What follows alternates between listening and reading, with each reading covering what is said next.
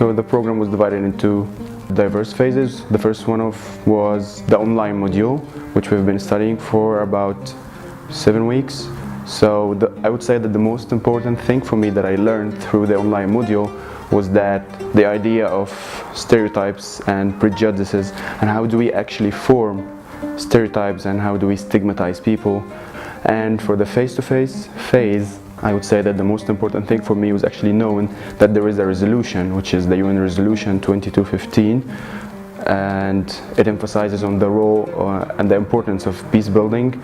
So just knowing that what we are doing is reaffirmed by an international organization such as the UN, and it's affirming the importance of the work that we do and that we are in compliance with it, is very important, and it encourages us all to actually be involved more in the work of peace building.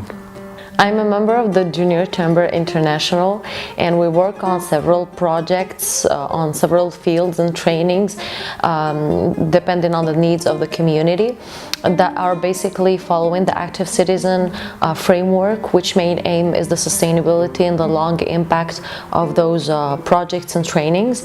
I think we've never touched upon peace building as a concept, and I think it will be very important and interesting to include this in our main toolkits or welcome kits that we give to our members, so that they can take the peace building concept and develop it and go more in depth in it, so that they can give as well trainings on the matter to the public attendance. So this program has given me so much structure and so much framework that I can use for my own project back home. My project has been broad for so long, and I feel this program has given me the tools and the information that I need to structure it down, to narrow down my options and possibilities, to find out how I can get in-depth exposure and broad knowledge about funding, about assessment and monitoring, and also gaining networks in terms of stakeholders, donors and partners. The project that I'm going to implement back home is going to be an empowerment project to train facilitators and trainers, so that we can have a group of trainers ready to facilitate and train workshops and trainings at high schools and middle schools.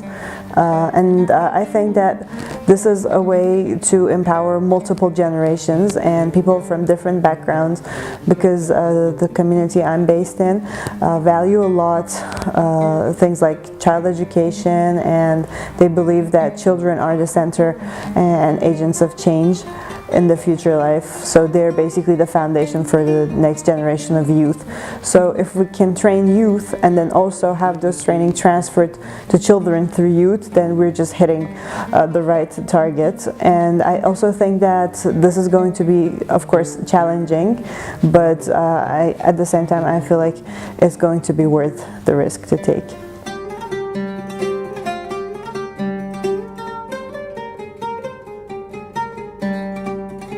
This program actually benefited me on different sides, from providing comprehensive understanding of conflicts, also the exposure for different cultures from different countries with different also experiences with the social work in their different societies. All these gave me the inspiration for different new tools and ideas that can be used to raise awareness on different and important topics in my society, in the Palestinian society. So the idea of the project actually is to design a public space for the people in their neighborhood, but the project is a year-long project, and it's going to be divided into phases.